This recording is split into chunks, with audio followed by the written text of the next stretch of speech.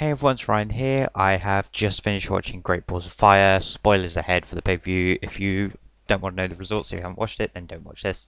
Um, Great Balls of Fire. Um, Holy hell, that was a really good pay-per-view. Um, so let's start off with the pre-show. Neville versus Tozawa was a really good match. It was great. It's like great. Uh, I can't think of the word for it. Shows that like let's just say brain power, like mental awareness and smartness by Neville. He gets hit with Tozawa's finisher and then rolls out the ring because he knows he's close to the ropes. Um, the finish was a bit weird. Like I think Tozawa goes to climb the top rope. Oh no, he does something. I think Neville lifts him and drops him onto the thing, but it's like a super soft landing, so it doesn't look like it does anything. Whilst the ref saw in that um, Neville kicks the rope really hard, so obviously it hits him straight in the bollocks. And he falls off. If Neville got the pin from that, then fair enough. It took a whole minute because the ref was checking on him, making sure Titus wasn't getting involved. And then he got up and then was hit by just a standard spin kick, which Neville, his rapid move is like spin kick, kick to the head, spin kick, run to the ropes, double drop kick. It was literally just one of those spin kicks, and then that was how it ended. It was a bit like, that was the finish.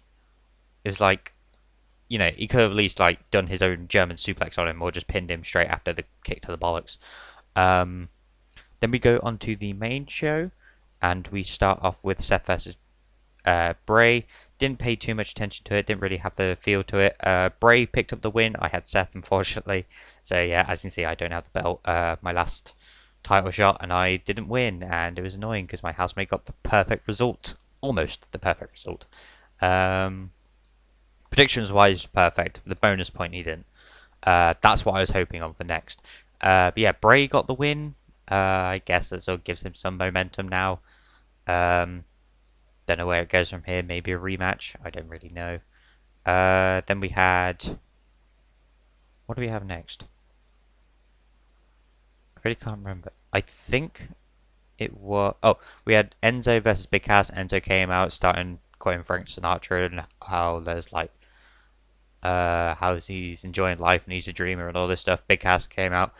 There was an awesome moment which I'm guessing a lot of people would have hoped would have been like Spike Dudley-esque, where Big Cass military presses Enzo and throws him out the ring, close to the crowd, but like literally onto the floor into the barricade just in front, and then ends it with a big boot. So Cass wins that match. Then we had the 30-minute Iron Man match for the Tag Team Championships. One thing I really did enjoy was the first 20 seconds of the match. Cesaro runs in to distract Matt. Sheamus hits him with a bro kick, and they get a pinfall within the first 20 seconds, which you don't really see in an Iron Man match. I think that's the very first time that's actually happened. Then about 6 minutes later, Sheamus and Cesaro get another pinfall after their tag team finisher. So within the first 10 minutes, it's 2-0 to or 2-0 for the American fans to Sheamus and Cesaro. The next 10 minutes, the Hardys make their comeback, so it becomes 2-2. Oh no, it becomes 2. It becomes 2-1. Then Cesaro and Sheamus get a pinfall. No, not a pinfall. Get a count out fall. So it becomes 3-1. Then later on, there's a series of moves by the Hardy Boys, ends with Jeff with a twist of fate, so that becomes 3-2. Then there's a bit that should have been 3-3, where I think Jeff went for the pin on Sheamus, or Matt went for the pin on Sheamus. Actually, the ref actually counted the 3, then Cesaro hit him, but he tried to play it off like it was only a 2, so a little bit of a miscommunication on their behalf. And then it gets to... At one point it gets to 3-3, because I was hoping it would have been 3-2, so I was kind of annoyed that it became 3-3. So yeah, so then that way I knew that I wasn't going to win the title. And then it got to 4-3 at one point with about 5 minutes to go, I think. And then... No, it got to 4-3 with 20 seconds to go. I think Cesaro tagged himself in at some point. Some people are saying that he wasn't the legal man, like he didn't tag himself in. He just like crawled into the pin on Jeff after Jeff tagged himself in. Um, and then he smartly got out of the ring. Jeff chased him. Some cameramen got in the way. Managed to hit Twist of Fate within the last like 6 seconds. Went for the pin, but by the time it got to 2, the time ran out. So it was 4-3 to Sheamus and Cesaro in the end. Matt Hardy, I think twice now in matches with Sheamus and Cesaro, has been bleeding from the eye. So yeah, cover that up probably. Good idea. Or just don't take shots to the head anymore. Then we moved on to, I believe it was Sasha versus Alexa Bliss for the Women's Championship. It was an alright match. It was going good. Alexa like playing the smart heel. There's a bit where she does the double jointed thing. She does that and she's like, I broke my arm. And then like literally the ref just going, I don't know what to do. And then literally just fixes it, like elbows Sasha straight in the face. Really smart heel work. Sasha getting the bank statement in early. Alexa rolling out, panicking. Getting some offense. Sasha getting a bit more. And then there's a bit, I think like Sasha gets some offense in, and then Alexa rolls out again, and then like, because this happens twice, because it happens sort of second to bottom rope, like middle rope and then the bottom rope. First time it's the bottom rope. Alexa like pulls on Sasha's head so she bounces off the rope, and they fall out the ring, scuffle a bit there. The second time it's in the middle rope. Sasha falls back in. It's about a 6 count, and Alexa decides, I'm not getting back in. I'm just going to sit against the barricade, and then she retains the title by a count out, which was a bit disappointing. Like I get it's Alexa being a heel, but it sort of came across as like, okay, I'm not going to win this match, so I'm just going to sit here and lose. I keep the title, but I literally can't beat Sasha, so I'm just going to take this loss like this. And then Sasha, after the match, goes on to attack Alexa. And then there's a bit where Alexa goes for a DT on the announce table. Sasha pushes her off and does the double knee straight down onto Alexa. And then it moves on to, I'm trying to think what was next. Miz versus Ambrose. Again, it was an alright match. Not a brilliant match for Miz. Again, we had a lot of interference because obviously there's the Miz, Taraj, and Maurice, and ultimately the numbers game catches up on Dean Ambrose. Miz retains. Also, I made a joke here to call it Great Blood of Fire because Dean Ambrose started bleeding from the mouth. I think at least 4 people started bleeding at this pay-per-view, which is why I called it Great Blood of Fire. I know Great Balls of Blood sounds it, but then that just sounds weird. And then it goes with the GBOF or Great Blood of Fire. Then we had Braun versus Roman Reigns in the ambulance match. I felt like Roman was going to win this because he's doing the whole I'm the big dog and I've got a match at SummerSlam for the title. Went on for a good 20 minutes. I would definitely have to say this and... Well, this came probably third. Like, third, second, and first for matches of the night. We had Brock Joe, Roman Braun, and then Cesaro, Sheamus, and the Hardys. There's an awesome moment in this match where Roman is hitting Braun on the outside with chairs like that. There's a bit where Braun puts his shoulder up like that to block the chair shot and literally just puts his arm down like, do that again. Like, it's literally, he goes from being hurt from it and then being hurt in the shoulder to, you're fucked now, essentially. It's like, I'm gonna fucking kill you. And then there's a bit like he's walking along, Roman's like, don't know what to do. Like, hits him again, he literally puts his arm up to block it. And there's a bit where they're standing at the front towards the ramp. He literally goes, do it again! And like, he goes to hit him, he grabs it, throws him into the barricade.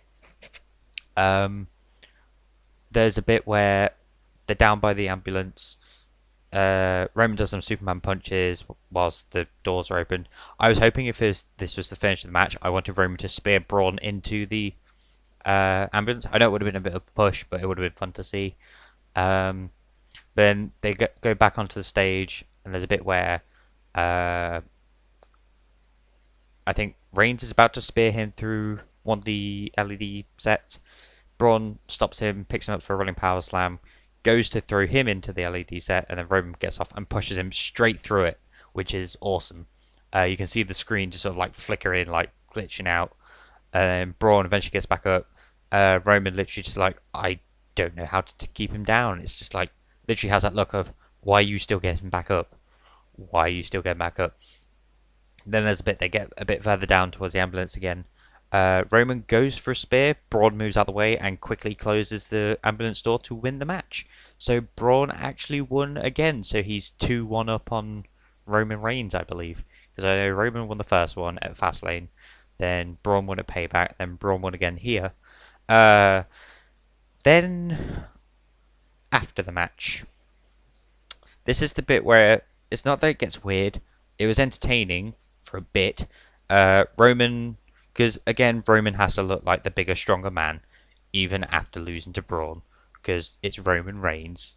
But he opens the ambulance doors whilst Braun's celebrating. Braun turns around, literally jumps at him and spears him, throws him in the ambulance, gets in the ambulance himself, drives it, goes into the parking lot, stops. They have this weird moment where he's sitting there and he looks into the mirror, like the wing mirror. Like it's supposed to be some reflection of just like, okay, I have to do this. What am I doing? I'm doing this, and puts it into reverse straight into like a semi truck or semi truck, as they call it. Essentially crushing Braun inside the ambulance. There's a bit where Kurt Angle comes out and he's literally just like literally, why did you do that, Roman? Like Roman walks off like the bigger man, like, oh, I'm done. Braun's done for, and just walks off. Then they're all trying to get him out. Jamie Noble is like, Braun, you okay, Braun, you okay? In his southern accent, I can't do accents. And then Kurt Angle at one point goes, someone call 911, someone call 911. He goes, turn your cell phones off. And loads of people are getting confused by that. I think what he means is some authority member call 911. Everyone else that's around there stop taking pictures and recording it, essentially, is what they meant. But people are taking it as he's saying to the same people, call 911 and turn your cell phones off. So yeah, Roman...